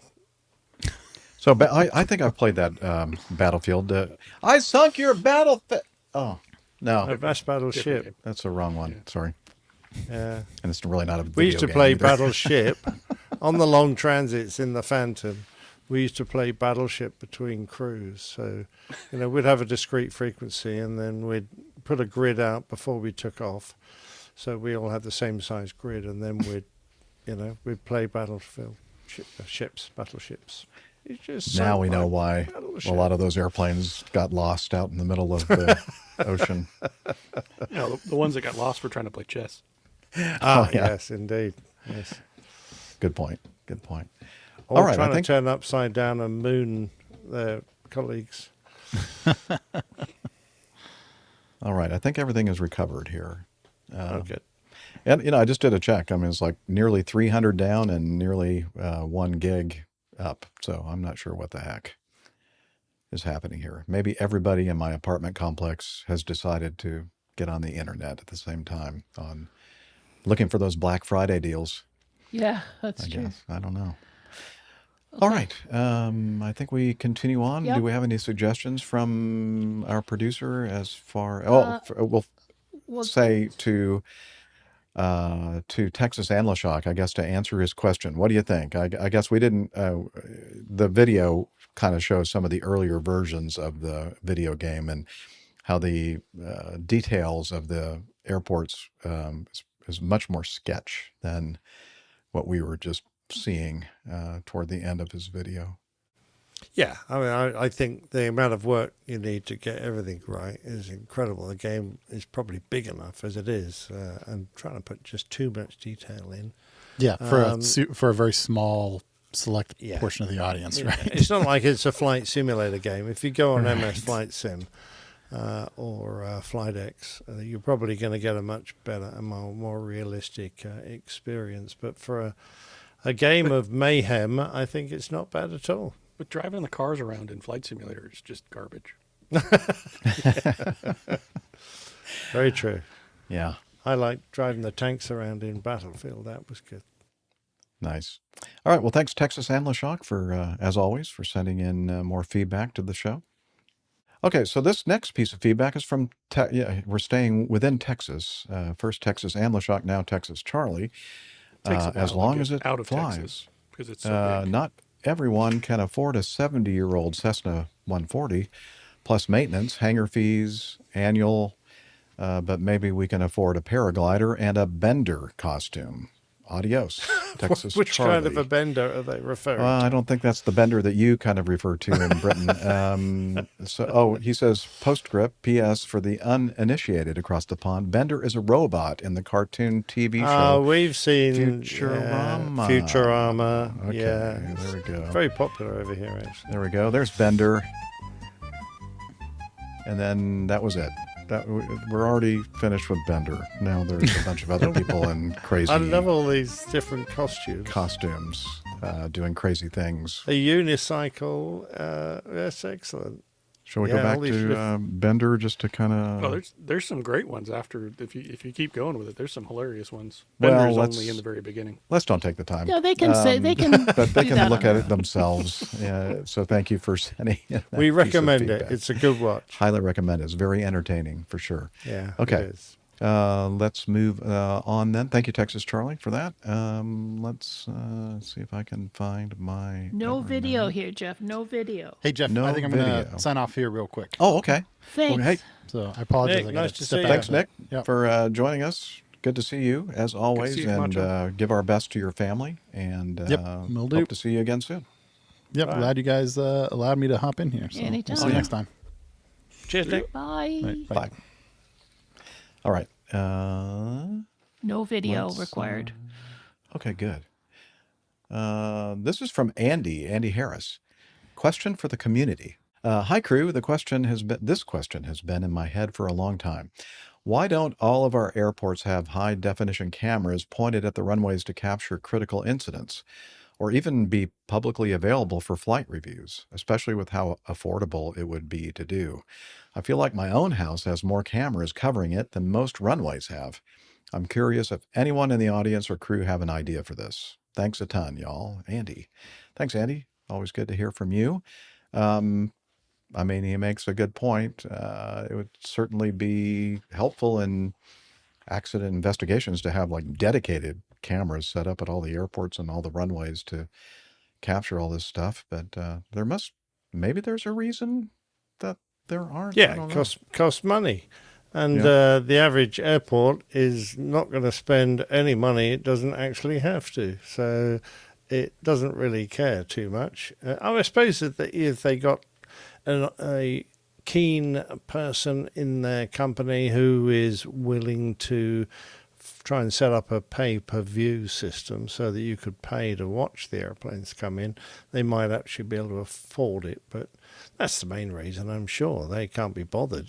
Once you put a system like that in, and if you provide it for the public, you've got to be able to keep it maintained, and it's expensive, and they're probably going to go, no, thank you very much. Once you start just thinking about the logistics of it, you're trying to cover somewhere between 1 and 2 miles of open space, which you're not going to do with one camera and be able to see all of it clearly. So now we're talking about several cameras.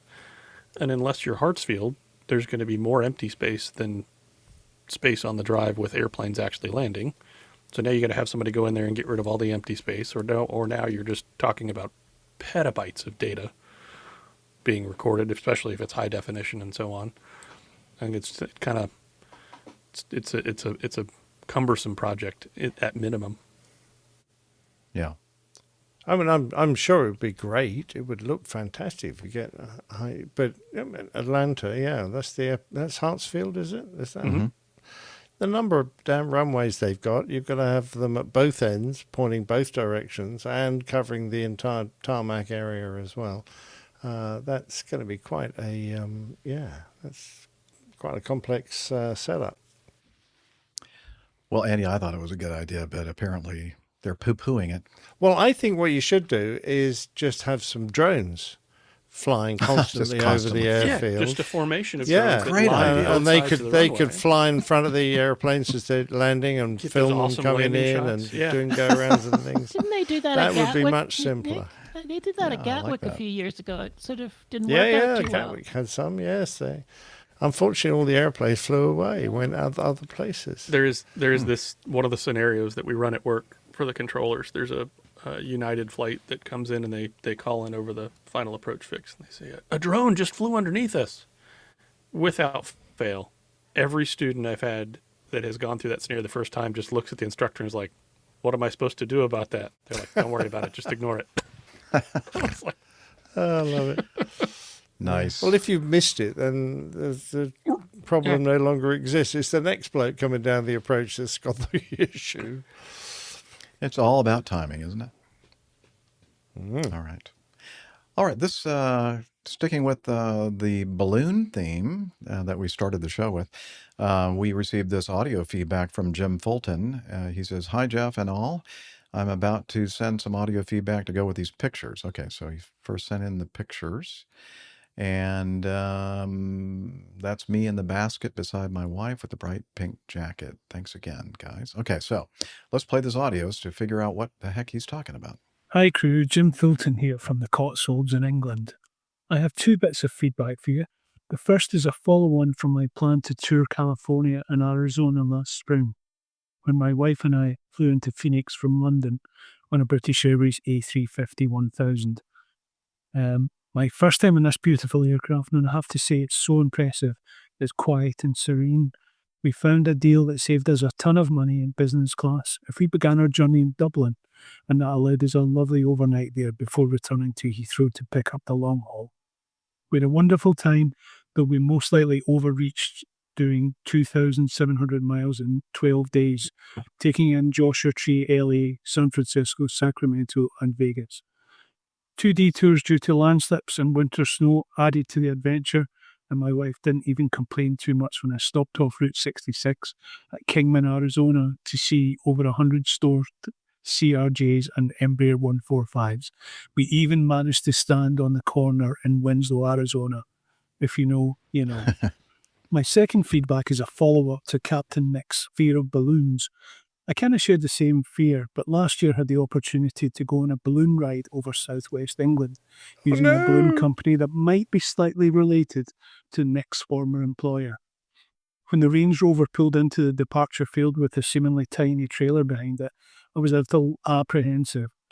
Soon the canopy was filled and we were asked to board, 16 souls in all, in 8 separated basket sections.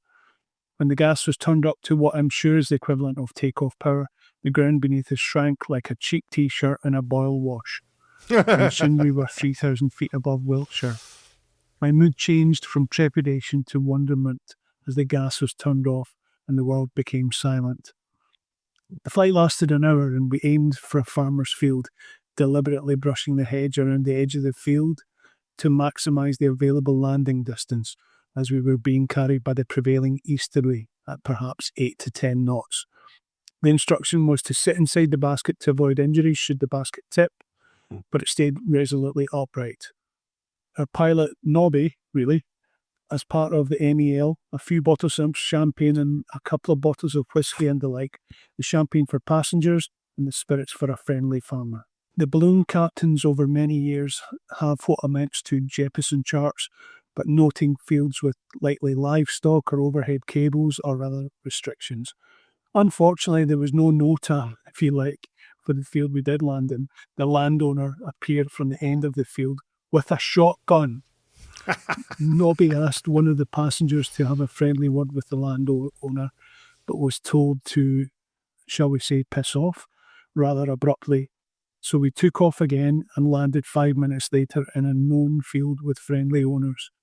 Most of us then assisted with folding the canopy away before we recovered to the departure field in a minibus which had been following our progress. What a day.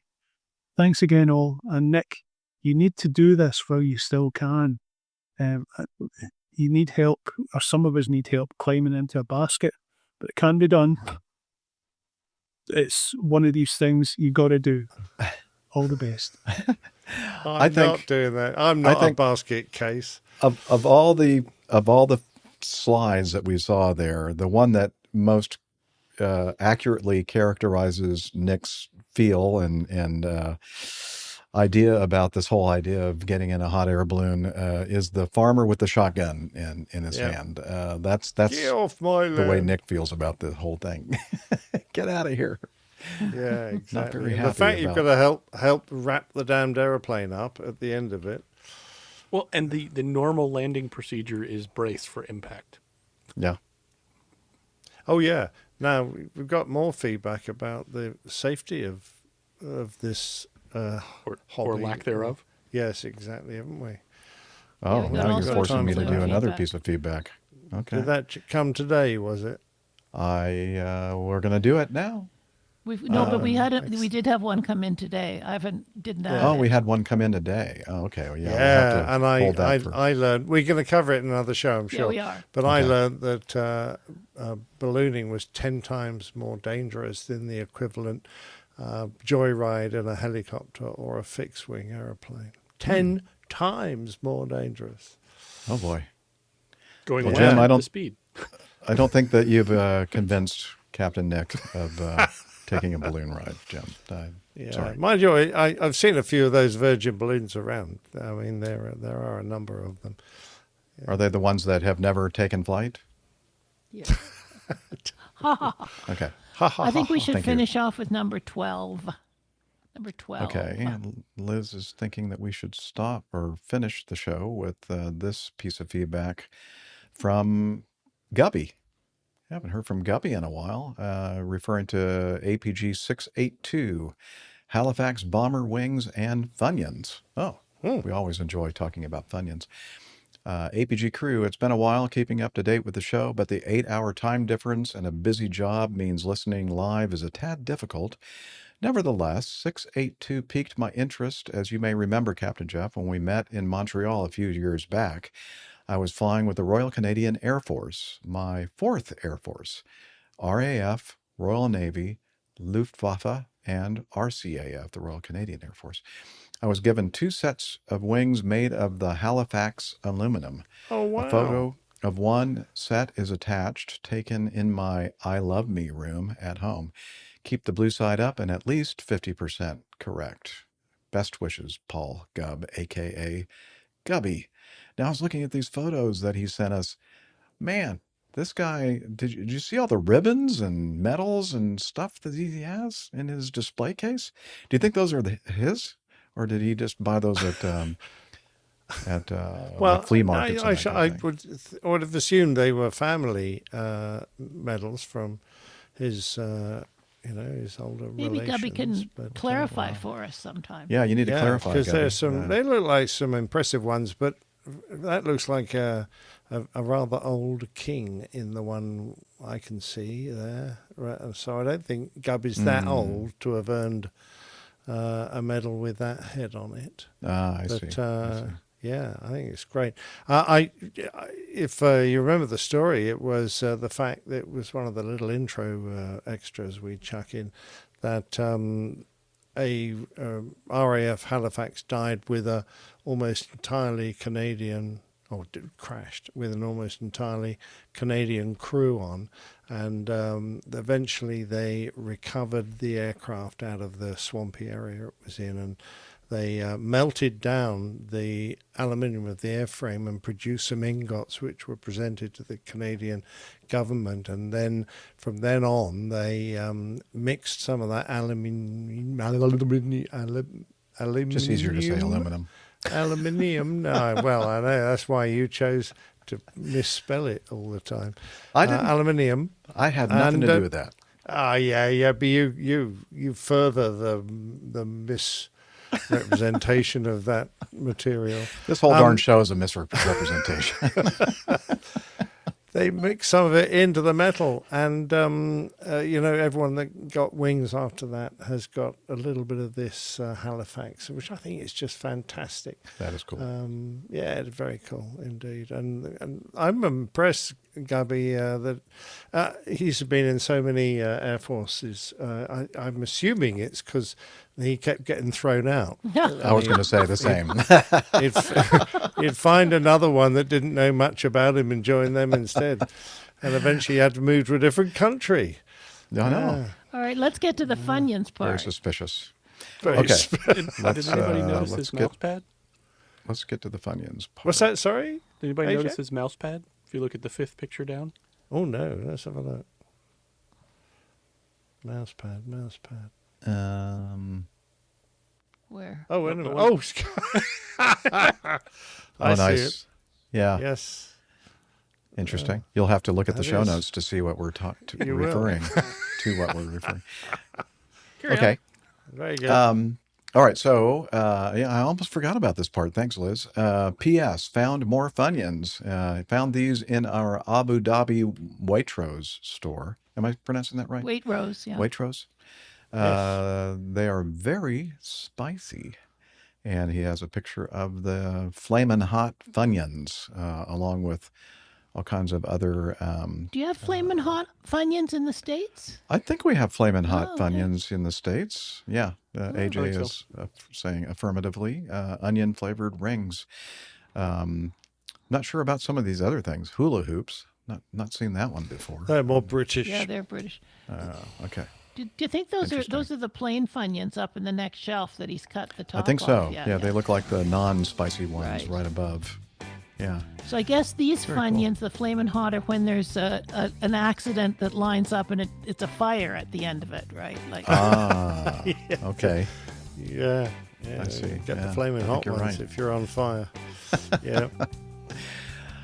All right, very good. Well, that's going to wrap up our feedback for today's show. Thanks so much for all of you sending in the feedback. It's much, much appreciated.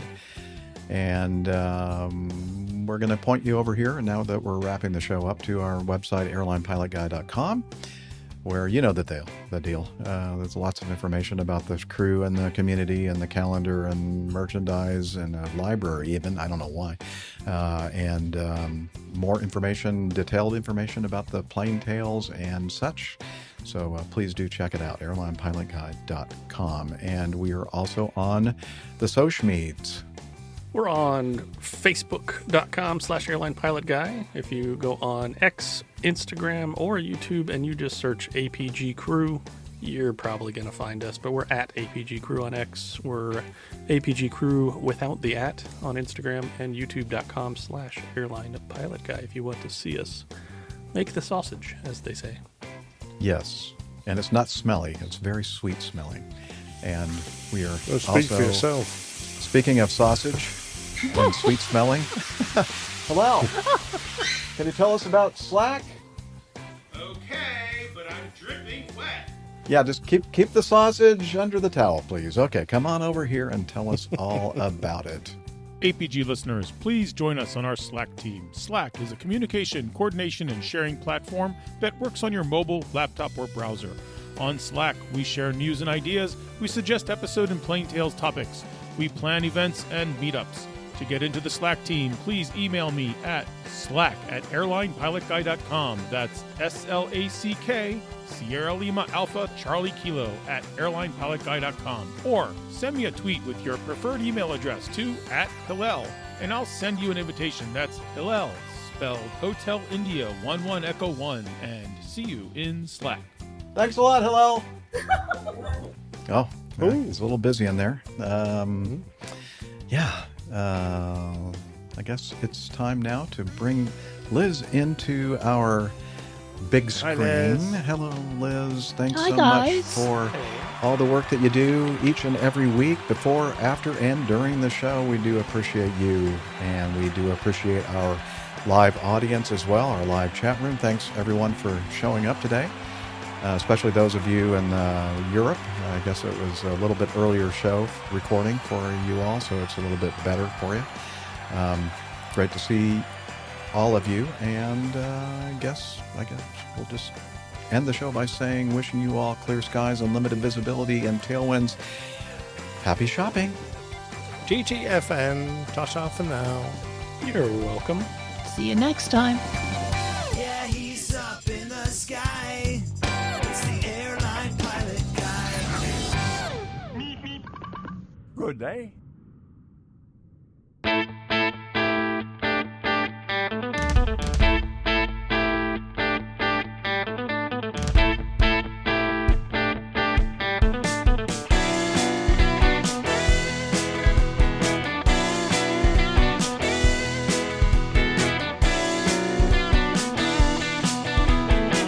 I used to be such a good pilot till I started APG. I opened doors for little old ladies. I helped them to their seats. Airline pilot guy, I fly America. Oh, airline pilot guy, he can land in heavy fog. I got no friends 'cause I'm always flying. I just don't have the time. But I can land this old plane. I can land it just fine. Airline pilot